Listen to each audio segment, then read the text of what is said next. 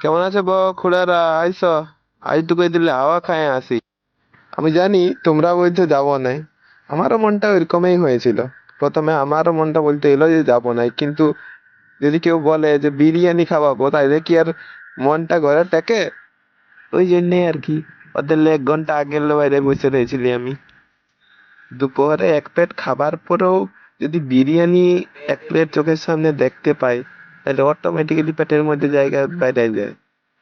কথা বলতে বলতে দেখো, পুরা একদম থালা সাফ করে ফেলেছে আমার বন্ধু। এক টুকরাও ছড়া যাবে নাই, হক দাম দিয়ে কিনেছি। খাওয়া কমপ্লিট, আমাদের মন পেট পুরা একদম ভরে উছলে পড়েছে। চলো, এবারে ওই চিনি আর মুড়ি দুটি তাগলায় তাগলায় আরেকটু হাওয়া খাই, তারপরে দেখা যাবে ঘরের দিকে।